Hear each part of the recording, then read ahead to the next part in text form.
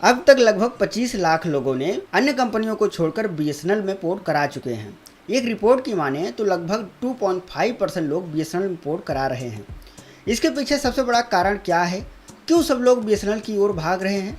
मतलब साफ है दोस्तों, जहां बीएसएनएल सबसे सस्ते प्लान प्रोवाइड कर रहा है, वहीं अन्य कंपनियां अपने रिचार्ज प्लान को बढ़ा रही हैं। इसीलिए इन तीनों कंपनियां वीआई, एयरटेल और जियो के लिए लोगों का आक्रोश देखने को मिल रहा है। जनता इन कंपनियों से पूरी तरह से परेशान हो चुकी है और खासकर पढ़ने वाले बच्चे और युवा, जिनको डेटा की ज़्यादा आवश्यकता होती है, क्योंकि लाइव क्लास या मीटिंग के लिए डाटा चाहिए होता है, जो अब प्राइवेट कंपनियों ने महंगा कर दिया है।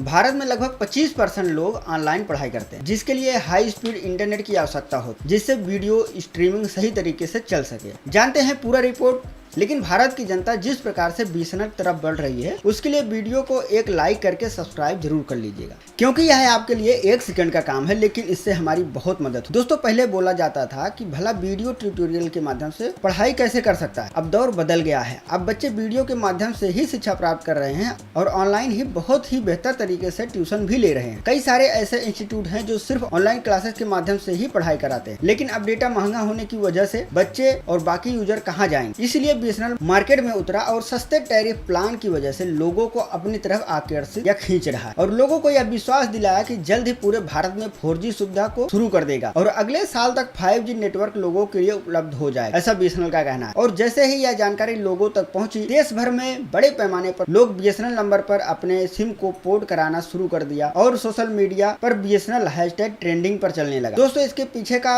सबसे बड़ा कारण यह भी है कि प्राइवेट कंपनियों ने सोचा मार्केटिंग अच्छे से करने पर ग्राहक आपका हो जाता है और फिर प्लान महंगा कर उसकी जेब में जितनी भी दौलत है वह आपकी तरफ आती रहेगी।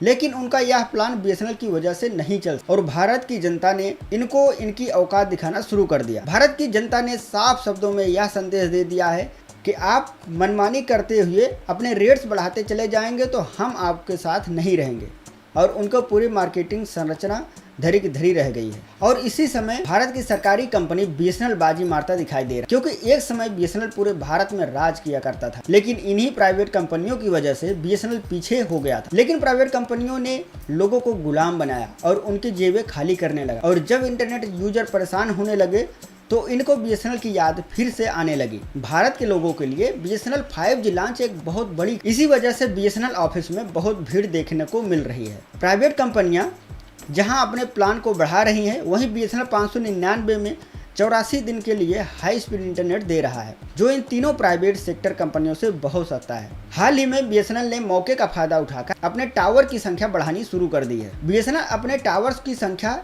इसलिए बढ़ा पा रहा है क्योंकि हाल ही में रतन टाटा की तरफ से बीएसएनएल को 5000 करोड़ रुपए की फंडिंग की गई है, जिसका उपयोग करके बीएसएनएल पूरे भारत में 4G और 5G टावर्स की संख्या बढ़ा रहा है। और इसको इस प्रकार से डिजाइन किया जा रहा है, सेट किया जा रहा है, जिससे अगले साल 5G टावर में अपग्रेड किया जा सके। और आप यह जानकर हैरान होंगे, चकित होंगे कि बीएसएनएल ने फ्री में अपने 4G सिम को बांटना भी शुरू कर दिया है। यह बीएसएनएल के लिए सुनहरा मौका है, क्योंकि जुलाई से लेकर अब तक बीएसएनएल को इतने यूजर मिले हैं जितने आज तक कभी नहीं मिले थे। एक रिपोर्ट के मुताबिक रिचार्ज प्लान महंगा होने के सप्ताह के भीतर लगभग 3% की बढ़ोतरी बीएसएनएल में हुई है। अनुमान लगाया जा रहा है कि लगभग 2024 लास्ट तक पूरे भारत में लगभग 30% यूजर बीएसएनएल नेटवर्क से जुड़ जाएंगे। बीएसएनएल पूरी तरह से पूरे भारत में अपने 4G कनेक्टिविटी बढ़ाने पर जोर दे रहा है और यह काम बहुत तेजी से चल रहा है, जिससे 2025 तक अपने यूजर्स को सस्ते प्लान के साथ 5G सुविधा प्रदान करा सके।